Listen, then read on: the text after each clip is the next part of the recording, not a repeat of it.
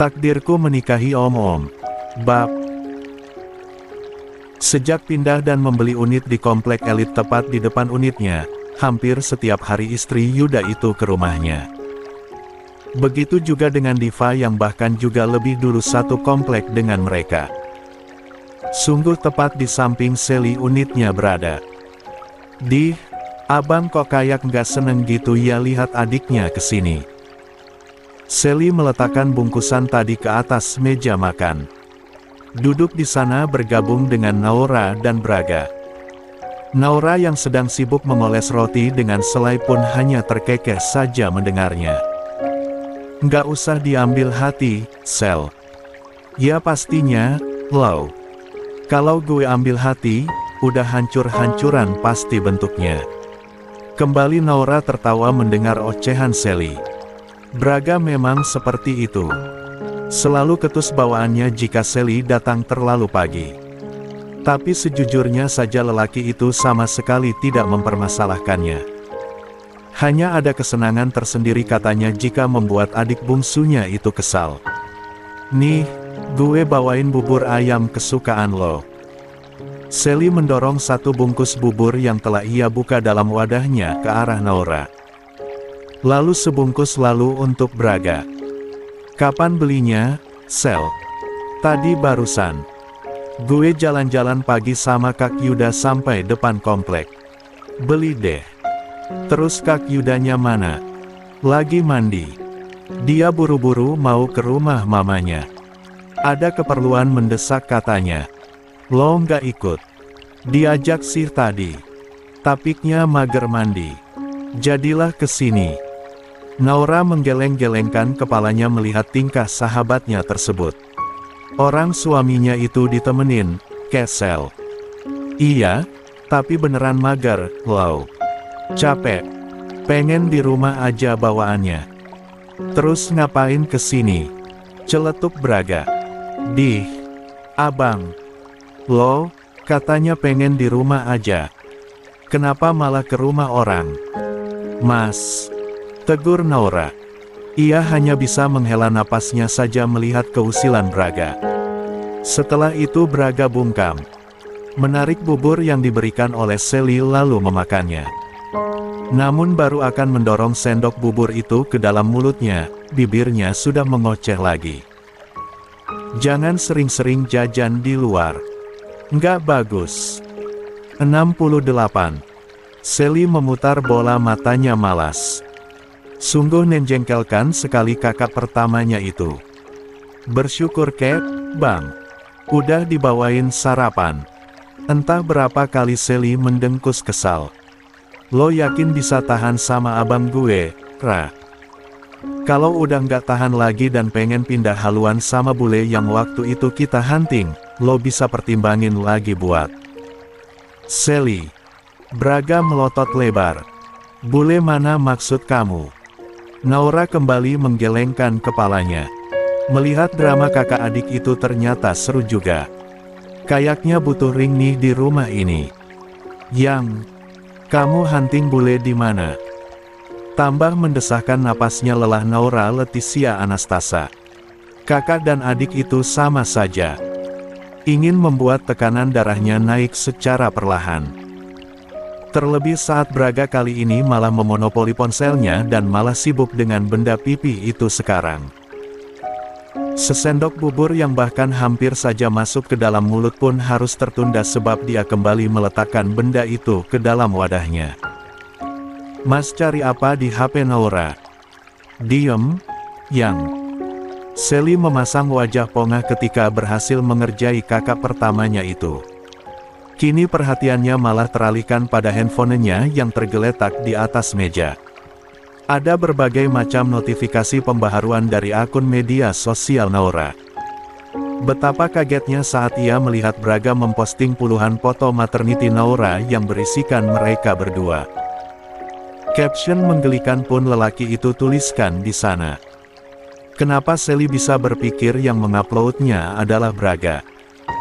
Tentu saja, foto tersebut baru saja diunggah beberapa detik yang lalu. Dan pelakunya sedang di sana, tepat di depannya. Posting teros. Hahaha. Perempuan yang juga sudah buncit perutnya itu terpingkal-pingkal. Hahaha, posting yang banyak biar Mas Bule lihat Naura udah hamil dan mau punya anak. Bule nggak masalah sama janda beranak kali bang. Braga mendesahkan napasnya kasar. Meletakkan ponsel istrinya kembali di atas meja.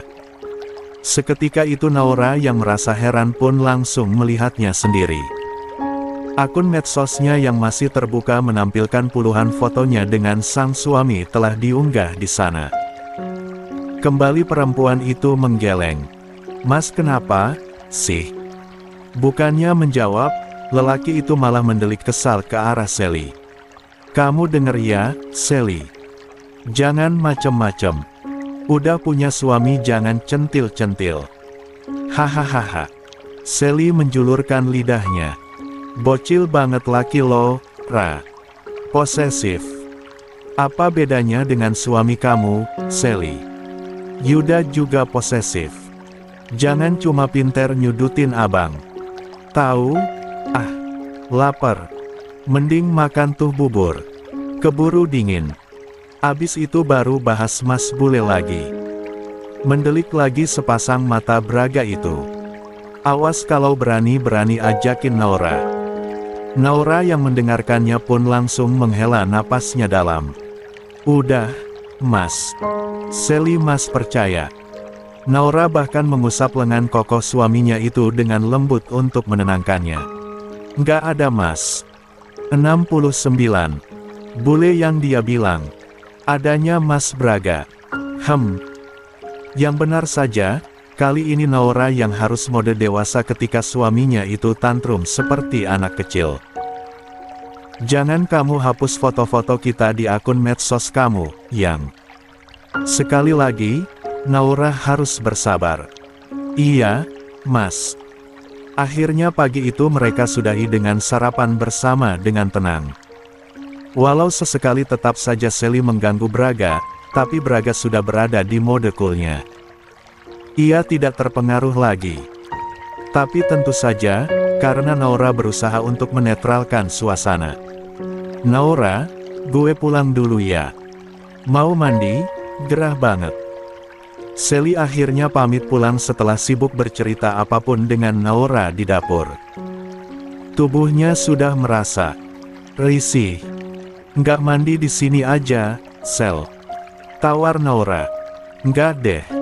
Nggak bebas.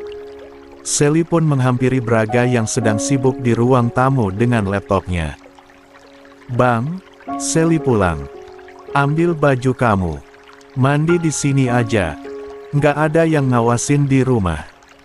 Braga tidak menoleh pada Sally, masih tetap sibuk dengan perangkatnya. Enggak, sebentar lagi Mbok Jum juga datang. Yakin kamu?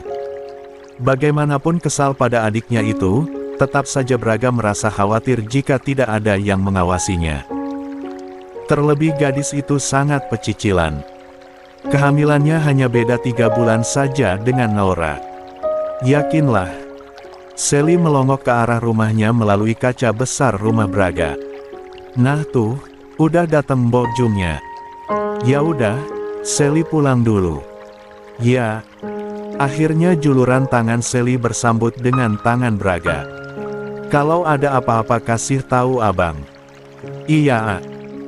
Selepas pulangnya Sally, Naura pun kemudian melangkah mendekati suaminya yang sedang sibuk. Lah dudukkan tubuhnya di sebelah sang suami. Masih banyak kerjaannya Mas. Lumayan, sayang. Sampai hampir sore, pekerjaan itu juga belum usai. Bahkan ada hal yang harus ia selesaikan di luar. Yang, Mas harus ke rumah sakit sekarang. Kamu ke rumah Sally dulu ya, biar ada temennya. Harus sore ini banget ya, Mas. Iya. Ya udah, nanti Naura ke sana. Braga pun akhirnya bersiap-siap dibantu oleh Naura. Ia pergi dari rumah dan meninggalkan sang istri sendirian. Hati-hati, ya, Mas, ucap Naura saat mengantar Braga ke depan teras rumah mereka. 70. Iya, sayang. Braga memberikan kecupan di puncak kepala dan kening istrinya. Mas nggak akan lama. Hati-hati. Sampai mobil sang suami menghilang, Naura barulah kembali masuk ke dalam rumah. Ia lihat ponsel sang suami yang malah tertinggal tergeletak di atas meja ruang tamu. Ya ampun, ketinggalan. Namun saat memegang benda tersebut, ada sebuah notifikasi pesan masuk dari Hans yang membuat atensi Naura penuh ke sana. Penasaran, Naura langsung membuka ruang chat itu. Runut isi chat tersebut dan membacanya semua hingga akhir. Dan yang paling baru membuat hati Naura mergigit sakit. Ia lihat foto ibunya yang sedang terkapar di sebuah ruangan. 71. Naura kontan merasa cemas melihat kondisi Mala. Tubuhnya terasa gemeter bukan main. Di mana sebenarnya ibunya itu sekarang berada? Sibuk dengan pikirannya sendiri, Naura mulai berpikir untuk mencari wanita yang telah melahirkannya itu. Ingin mengabari Braga, namun ia tidak tahu caranya sekarang. Bahkan ponsel suaminya ada pada ia. Makin kalut hati, perempuan itu malah langsung memesan taksi online. Ia mondar-mandir dengan perasaan cemas yang luar biasa. La akan mencari ibunya sesuai petunjuk chat dari sang ayah. Tidak butuh lama untuknya menunggu. Kendaraan roda 4 yang ia pesan pun datang. Bergegas ia keluar dari rumah dan masuk ke dalam sana. Exclap, Pak. Naura. Lo mau kemana, Ra? Tanya Sally yang sempat melihat Naura pergi. Kebetulan saja kaca mobilnya belum ditutup oleh pemilik mobil. Pak, berhenti sebentar, ucap Naura. Mobil itu pun berhenti. Tergesa-gesa Sally langsung mendekat. Lo mau kemana, Naura? Naura memperlihatkan foto sang mama pada Sally. Lo lihat. Sally pun menatap secara seksama gambar yang ada di ponsel Braga. Mereka berdua mengobrol dihalangi pintu mobil yang kacanya dibiarkan terbuka. Gue harus cari nama, Sel. Mama gue ada di sini. Sally mengernyitkan keningnya. Ini tapi di mana, Naura? Exclap, gue mau ke sana. Lo gila. Seru Sally begitu mendengar Naura akan ke Manma. Enggak, Sally. Gue harus cari mama. Kalau enggak gue bisa kehilangan jejaknya dia lagi. Please. Jangan niat buat halangin gue. Oke. Kalau gitu gue ikut. Sally hendak membuka pintu, namun langsung dihalangi Naura. Enggak, Sally. Lo harus tetap di rumah. Kantin kalau Bang Braga pulang biar lo bisa kasih tahu dia. Kalau lo ikut, nanti malah Bang Braga bingung kecarian kita berdua. Ya, Sally tetap keras kepala, menggeleng dengan keras. Ia tahu Braga akan marah padanya kalau membiarkan sahabatnya ini pergi sendirian ke tempat seperti itu. Enggak, Naura. Kalau lo mau pergi, gue tetap harus ikut. Bang Braga bisa marah ke gue. Mendengar Sally yang sepertinya sulit untuk diberitahu, Naura pun akhirnya memutuskan untuk menutup kaca sambil menyingkirkan tangan Sally yang terjulur ke dalam mobil. Sorry, Sel. Kali ini gue nggak bisa ajakin lo. Setelah kaca berhasil tertutup sempurna, Naura pun meminta sang supir mobil untuk melanjutkan perjalanan. Jalan, Pak. Agak cepat ya, Pak. 72. Iya, Non. Siap. Kak. Dem. Umpat Braga saat menyadari ponselnya tertinggal di rumah. Tidak mungkin lagi baginya untuk kembali ke rumah seba operasi gawat darurat yang harus jatangani akan segera dimulai. Waktunya sudah sangat sempit. Pasien sudah dalam bahaya. Memarkirkan mobilnya di pelataran rumah sakit, Braga segera bergegas masuk ke dalam rumah sakit. Ia ingin segera menyelesaikan pekerjaannya. Entah kenapa perasaannya begitu khawatir jika alat telekomunikasi miliknya itu malah tertinggal. Ia tidak bebas dan leluasa melihat kondisi istrinya dari pantauan CCTV yang terhubung dengan ponselnya. Pun begitu kalau ia ingin menghubungi istrinya jadi kesulitan. "Dokter, pasien sudah siap," ucap salah satu staf perawat kamar operasi ketika Braga sampai di area operasi. "Ya." Lelaki tampan itu pun langsung mensterilkan dirinya lalu mengganti pakaiannya dengan pakaian steril khusus operasi. Walau pikirannya sedang kalut, tapi ia tetap harus fokus sebab hal ini berkenaan dengan nyawa pasien. Selama kurang lebih 1 jam ia berjibaku dengan alat-alat operasinya, lelaki itu pun mengangkat tangannya ke atas ketika usai melakukan penjahitan. "Clear?" "Ya." "Siap, dokter." Seperti biasa, setelah tindakan usai ia langsung meninggalkan timnya. Membiarkan mereka semua membereskan sisanya. Lelaki tampan itu langsung menuju ruang ganti. Bergegas untuk pulang sebab perasaannya entah kenapa semakin was-was. Seharusnya ia tidak perlu mengalami hal ini jika ponselnya tidak tertinggal. Tapi karena kecerobohannya sendiri yang membuatnya jadi begini. Bahkan saat menyetir mobil pun ia jadi tidak tenang. Secepat kilat ia berusaha menyisip ke kanan dan ke kiri sebisanya agar cepat sampai. "Hufet, astaga," geram Braga ketika sampai di parkiran rumahnya. Ia langsung bergegas masuk ke dalam rumahnya setelah menekan berbagai kode sandi. "Assalamualaikum, Yang," panggil Braga memindai sekitar ruangan. Tapi rumah itu tampak begitu lengang. Seperti tidak ada tanda kehidupan di dalamnya. Naik ke lantai 2 sampai lantai 3 walaupun perempuan itu sudah pasti tidak ada di sana. Dan ternyata benar. Kosong semua ruangan di atas sana. Braga berpikir keras. Kemana istrinya itu? "Sally," gumamnya. Bahkan lupa kalau ia memerintahkan istrinya itu untuk berada di rumah Sally untuk sementara waktu selagi dia tidak ada. Langkah kakinya makin tidak sabar seolah rumah Sally begitu jauh nih. Sampai harus setengah berlari saking paniknya. "Assalamualaikum, Sel." Sally pun langsung menghampiri kakak tertuanya tersebut. "Sumpah, ya. Abang kemana aja sih? Cerocos." 73. Sally yang kesal bukan main. "HP pakai ketinggalan segala, gimana bisa hubungin abang kalau ada apa-apa?" Sungguh, Braga tidak bisa berpikir lagi. Ia harus melihat istrinya lebih dulu baru bisa berbicara lagi. "Naura mana?" tanya Braga tidak sabar. "Abang harus bicara dulu sama Naura, Dek."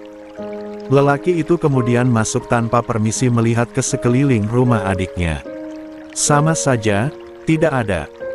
"Di mana Naura, Sel?" Kali ini Braga tampak benar-benar serius. Tidak ada kilat bercanda sama sekali dalam setiap kalimat-kalimatnya. "Naura pergi cari mamanya." Apa?" "Iya," desis Sally. "Dia pergi gitu aja waktu lihat foto mamanya yang papanya kirim buat Bang Braga." "Dek, sial. Bagaimana bisa ia begitu ceroboh? Kenapa kamu nggak cegah, Sally?" "Aduh, Bang." Sally dah berusaha untuk cegah Naura. Tapi mau gimana, bahkan Sally mau ikut aja dilarang keras sama dia. Tangan Sally bahkan hampir kejepit kaca mobil karena nahan kaca mau masuk ke kendaraan itu. Braga menghela napasnya kasar. Dia bilang mau cari mamanya kemana? Tadi dia bilang mau ke X Club.